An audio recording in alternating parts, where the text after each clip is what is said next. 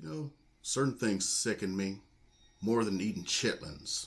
Well, I've never eaten chitlins, so let's talk about what sickens me today.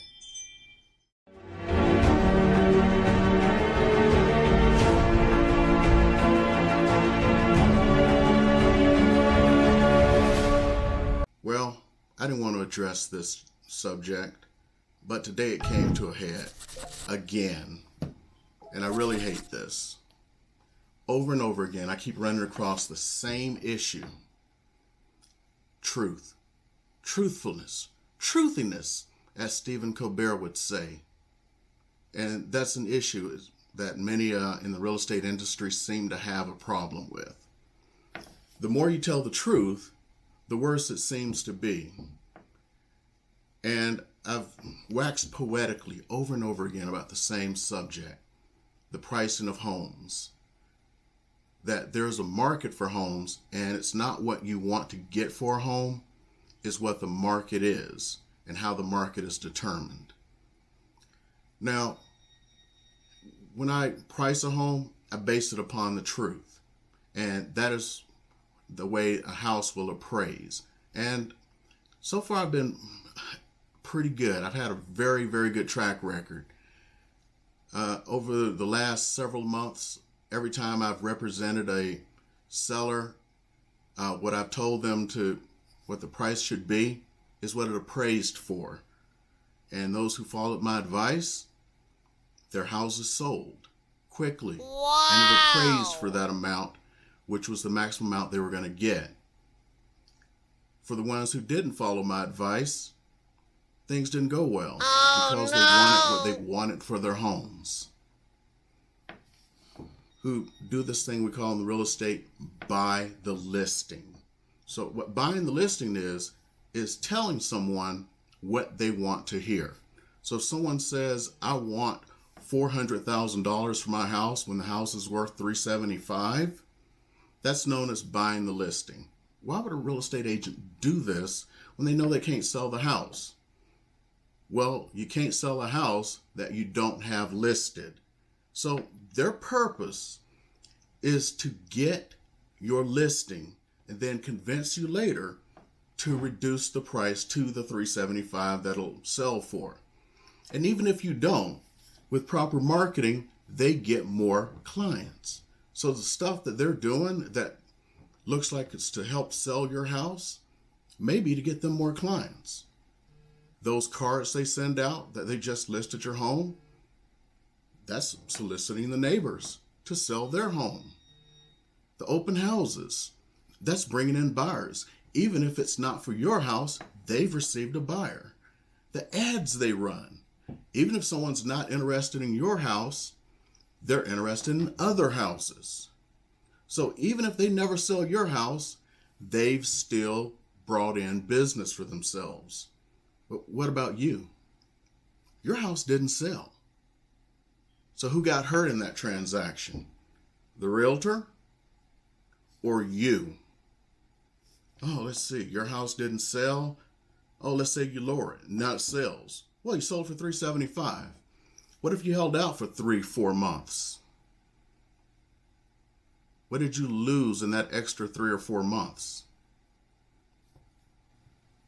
You really have to start looking at the empirical data and looking at what someone puts in front of you. Are they putting in a super low number because they want to put money in their pockets quickly? Are they putting in a super high number because they want to get your listing because you're interviewing multiple agents? What are their motives? Are they putting in the correct number because they want to get you the most amount of money in the least amount of time? There is a point where supply and demand meets to get you the most amount in the least amount of time.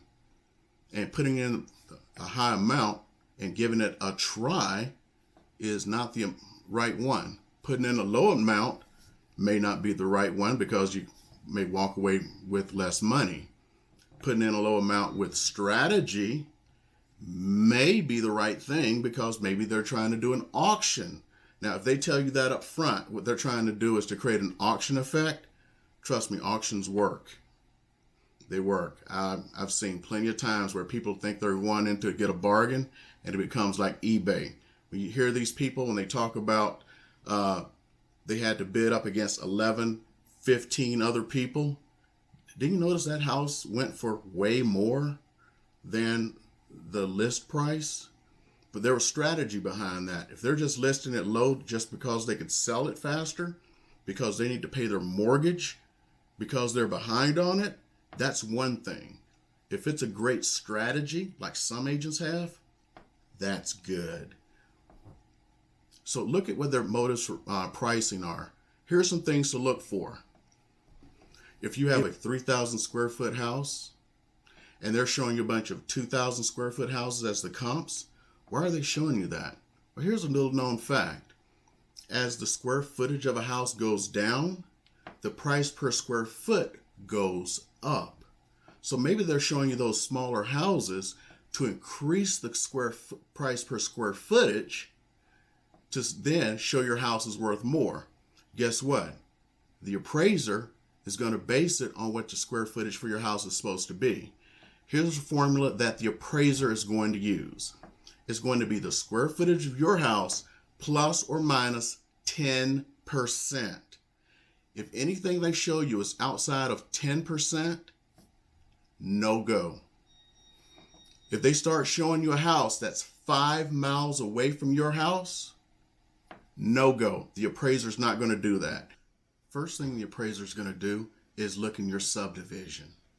And from the homes that sold in your subdivision, they're going to start pulling the comparables.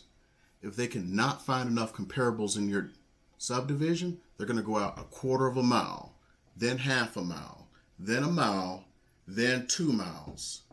If they cannot find anything within the 2 miles, they will then search the city for what's known as a make model match of your neighborhood. Now, for large cities like Las Vegas, Henderson, North Las Vegas, there may be model matches, but usually within that subdivision, 1/4 mile, 1/2 mile, 2 mile radius, you're normally going to find, especially for cookie cutter homes like we have here, matches to your home. So unless your home was custom built, they're going to find something. So that's number one. The other thing you have to look for, do you have a 1-story home, a 2-story home? Yes, a 3-story home. What happens there? I see this a lot with some realtors. They take all of the 1-story homes and they use those as the comps for the 2-story homes because they know everyone wants a 1-story home. I don't know how many times I've heard people say, hey, I'm looking for a 1-story home. Well, that's more desirable. It costs more to build out than it costs to build up. So they cost more per square foot. So if you want to pump up the price that you're trying to feed someone, you should put in a lot of 1-story homes because the mind gravitates towards that. And you try to justify saying, oh yeah, my house is worth that. So that's what they do. They put in those 1-story homes to justify the price, that super high price they're trying to give you. Don't fall for the old okie doke, as they say. If you have a 2-story home, make sure they're putting in 2-story listings of comps that have sold. If they don't, find out the reason why they're not putting in those 2 stories. Maybe there are no 2 stories that match. Maybe you have that odd 2-story and there have been no sales. If there aren't, then there are adjustments that can be made. Are they making those adjustments? Are they making those adjustments? So look at size. Look at whether it's a 1-story or 2-story. Now here's a big one that comes in. I have a pool. Great. Everyone wants a pool, right? It's Las Vegas. It's hot. Everyone loves a pool, especially when summertime is coming. Pools do not fetch as much value as you put into them. Everyone wants one. No one wants to pay for one as far as what they cost new. uh, at the bottom of the market, pools actually got really cheap. They got down to about $25,000, $30,000 with really, really, really cheap equipment. So simple pools. So somebody has a simple or normal pool. To be honest, the value, according to what side of town you're in, can only add up to $10,000 of value. So here's how pools work. It's according to what's expected in your neighborhood. If 50% or more of your neighbors have pools, that creates a different market than when you're one of the few neighbors who has a pool. So it's really strange. So this side of town, the pools may actually add $20,000 in value. I'm not going to say it adds. I'm going to put it this way. It can subtract $20,000 in value if everyone has a pool and you don't. Your house may be worth $20,000 less in a normal, under $600,000 market. This side of town, not too many people have pools. You have one, it's added $10,000. But oh my goodness, I paid $40,000 for this pool. It doesn't matter. You're going to get $10,000 for it. These are called truths. Solar. That's a big deal now because all the companies are running around trying to get you to buy solar. We got to get you to buy solar. We got to get you to buy solar because they want to get the money from putting solar on your roof. That's another subject. We'll talk about it deeper later. Solar does not add value to your house, especially if it's leased solar. It will actually detract and reduce the value of your home. A lot of people don't realize that. And now you got to do a bunch of calculations when you sell a house with solar under some new laws. It's a mess. Own solar does add value to your home, not as much as you think. That's where the issue that started this whole thing today. I had a listing I thought was coming up. I priced it correctly based on current factors, and another agent came in and slipped in and bought the listing. It's not going to sell for that much. I should bring up my screen and show it to you. I don't want to give away too much, but the amount that they said they could get for the house is significantly more than any home has sold for in that area by quite a bit. And the seller is like, well, I have solar. Yeah, it doesn't add that much. He's like, yes, it does. No. These are called truths. They're truths. A lot of real estate professionals will tell you that they're salespeople. That's why it says you're a real estate salesperson on your license. So you're selling people stuff. Some of the best real estate people I've met in business, they'll tell you they know nothing about real estate, but they're great salespeople. I'm going to tell you, I'm a retired military officer who sells real estate. My job is to help you out, educate you, and this isn't some pitch for you to use me or anything. That's up to you. I don't care. I want to educate you and teach you some things that are going on.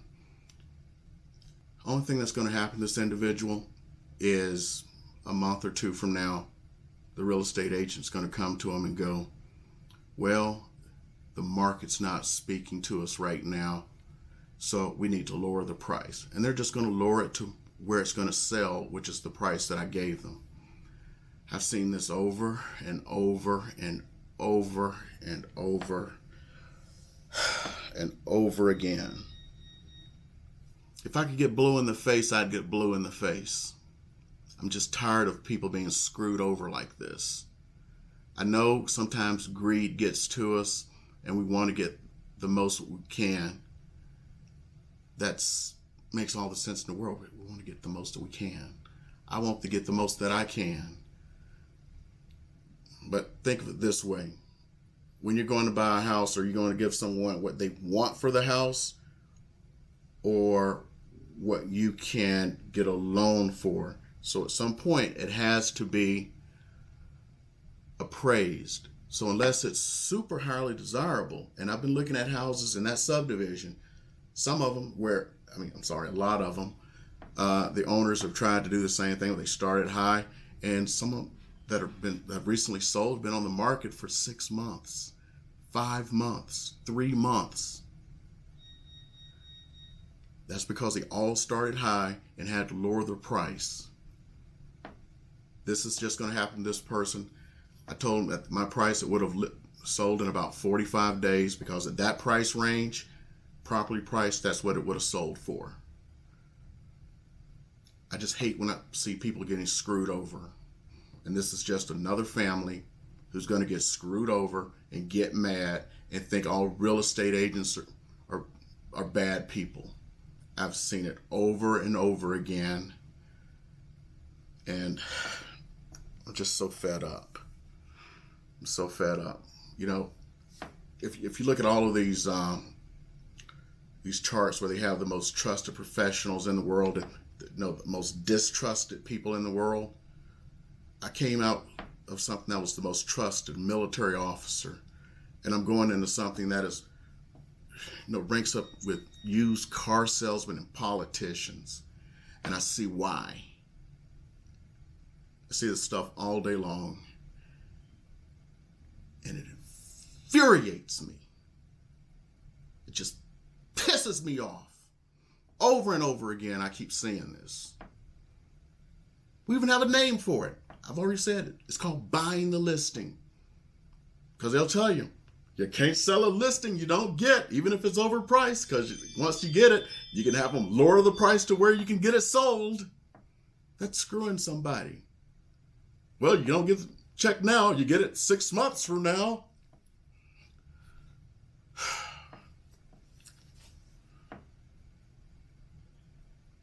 How can people of good consciousness do this?